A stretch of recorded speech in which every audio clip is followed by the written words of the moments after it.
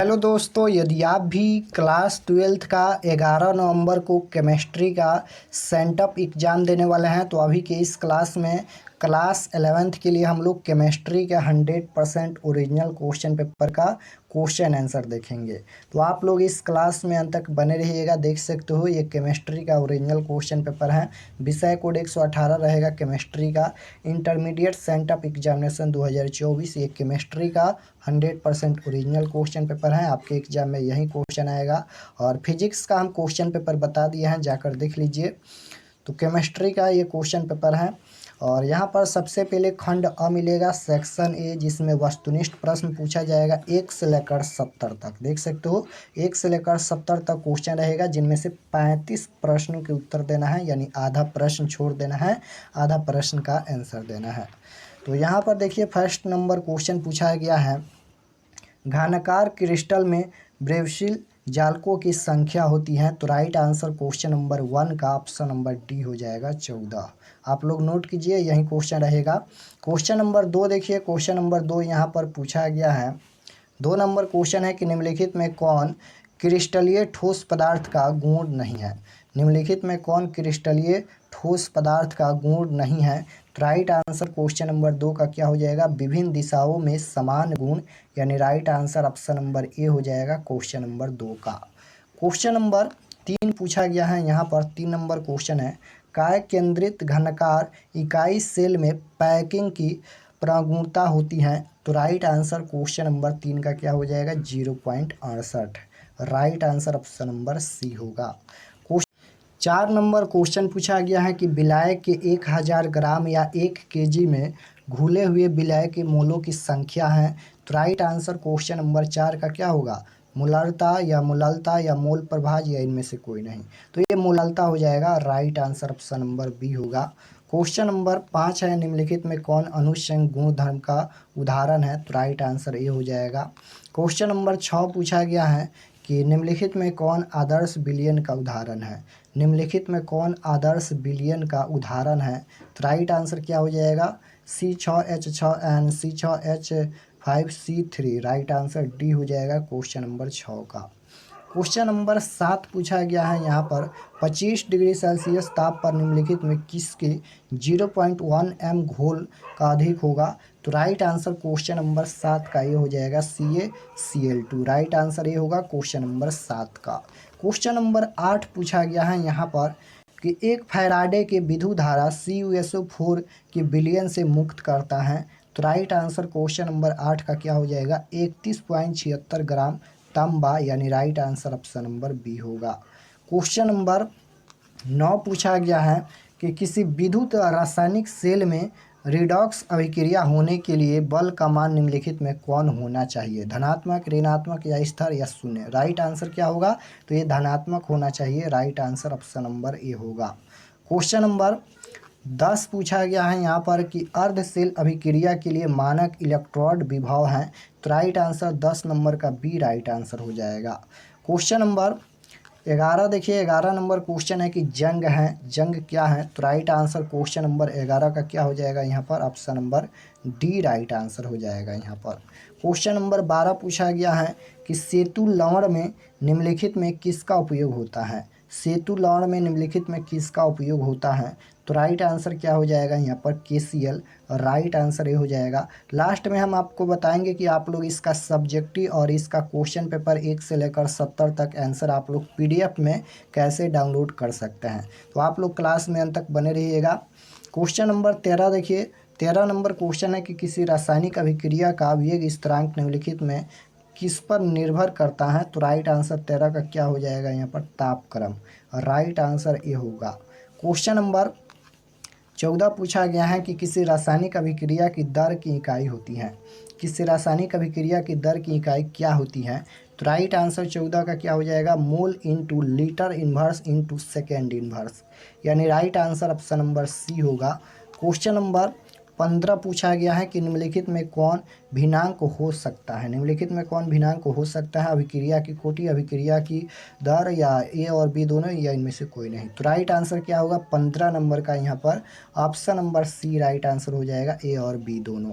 Question number 16 पूछा गया है कि विद्युत क्षेत्र के प्रभाव में कोलाइडी कणों का मान कहलाता है। तो राइट आंसर क्या हो जाएगा? 16 नंबर का ऑप्शन नंबर डी हो जाएगा, वैद्युत कण संचलन।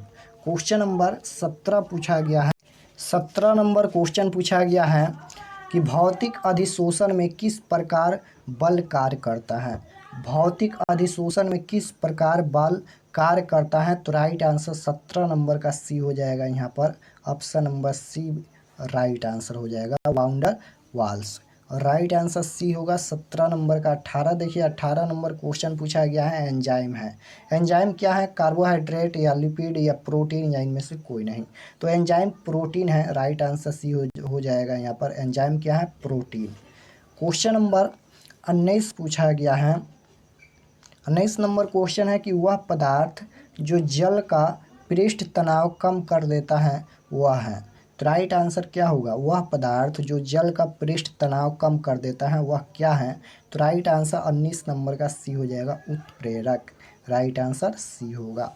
क्वेश्चन नंबर 20 पूछा गया है कि निम्नलिखित में कौन लायोफिलिक कोलाइड नहीं है? नहीं पूछा गया है, दूध, गोंद, कोहरा या खून। राइट आंसर क्या होगा? निम्नलिखित में कौन लायोफिलिक कोलाइड नहीं है? तो राइट आंसर 20 नंबर का क्या हो जाएगा? ऑप्शन नंबर सी हो जाएगा, कोहरा।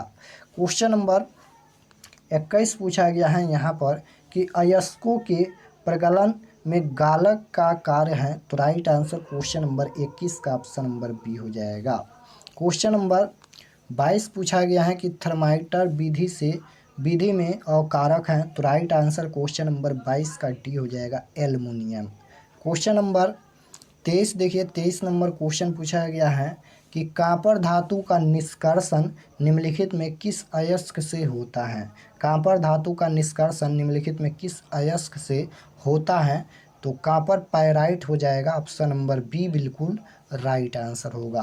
क्वेश्चन नंबर 24 पूछा गया है, निम्नलिखित में कौन सी धातु उसके अयस्क की अभिक्रिया विलयन से कराकर प्राप्त की जाती हैं? तो राइट आंसर 24 नंबर का सी हो जाएगा, यहाँ पर Ag। क्वेश्चन नंबर 25 पूछा गया है, अमोनिया गैस निम्नलिखित में किसके द्वारा शुष्क किया जाता है? अमोनिया गैस निम्नलिखित में किसके द्वारा शुष्क किया जाता है? तो राइट आंसर 25 नंबर का क्या हो जाएगा? यहाँ पर CaO, यानी राइट आंसर डी होगा। क्वेश्चन नंबर 26 पूछा गया है कि फास्फोरस अणु का सूत्र है। फास्फोरस अणु का सूत्र इनमें कौन है? तो राइट आंसर 26 नंबर का डी हो जाएगा, यहाँ पर P4 राइट आंसर होगा। क्वेश्चन नंबर 27 पूछा गया है कि निम्नलिखित में कौन सबसे कम वाष्पशील है? निम्नलिखित में कौन सबसे कम वाष्पशील है? तो राइट आंसर 27 नंबर का ऑप्शन नंबर सी हो जाएगा, H2S। H2S इसका राइट आंसर होगा। क्वेश्चन नंबर 28 पूछा गया है कि निम्नलिखित में कौन हाइड्रोजन बंधन नहीं बनाता है? निम्नलिखित में कौन हाइड्रोजन बंधन नहीं बनाता है? NH3 या H2O या HCl या HF। तो राइट आंसर क्या होगा? निम्नलिखित में कौन हाइड्रोजन बंधन नहीं बनाता है? नहीं पूछा गया है, तो राइट आंसर क्या होगा? HCl नहीं बनाता है, राइट आंसर सी होगा। क्वेश्चन नंबर 29 पूछा गया है, निम्नलिखित में कौन शून्य के अतिरिक्त सिर्फ एक आक्सीकारक है? तो राइट आंसर 29 नंबर का ऑप्शन नंबर बी हो जाएगा, F2 right answer. Question number 30 पूछा गया है यहाँ पर कि XeF2 की संरचना होती है। तो राइट आंसर 30 नंबर का डी हो जाएगा, अष्टफलकीय होती है, अष्टफलकीय। क्वेश्चन नंबर 31 पूछा गया है कि जलीय घोल में निम्नलिखित में कौन आयन रंगहीन है? तो राइट आंसर 31 नंबर का क्या हो जाएगा? V3+, right answer D. Question number 32 है कि प्रथम संक्रमण तत्व है। प्रथम संक्रमण तत्व कौन है? तो राइट आंसर क्या हो जाएगा? एस्केडियम या क्रोमियम या निकेल या कॉपर। प्रथम संक्रमण तत्व पूछा गया है, तो ये एस्केडियम हो जाएगा, और राइट आंसर ये होगा। क्वेश्चन नंबर 33 है, निम्नलिखित में कौन विद्युत का सबसे अच्छा सुचालक है? सुचालक पूछा गया है, निम्नलिखित में कौन विद्युत का सबसे अच्छा सुचालक है? तो राइट आंसर क्या होगा? यहाँ पर Ag है, राइट आंसर ए होगा यहाँ पर। क्वेश्चन नंबर 34 पूछा गया है कि पीतल निम्नलिखित में किसका मिश्र धातु है? पीतल निम्नलिखित में किसका मिश्र धातु है? तो राइट आंसर क्या हो जाएगा यहाँ पर कॉपर और जिंक का, यानी Cu और Zn का राइट आंसर ये होगा कॉपर और जिंक का। क्वेश्चन नंबर 35 पूछा गया है कि सभी लिगेंड होते हैं लेविस अम्ल, लेविस भस्म या उदासीन या इनमें से कोई नहीं। तो राइट आंसर 35 नंबर का क्या हो जाएगा यहाँ पर सभी लिगेंड होते हैं।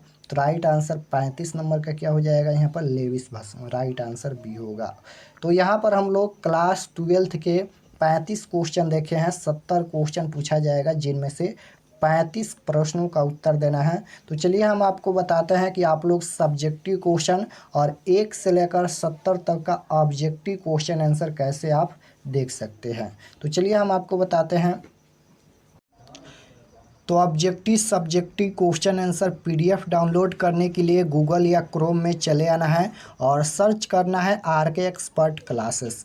देख सकते हो यहीं सर्च करना है, इस चैनल का नाम RK एक्सपर्ट क्लासेस।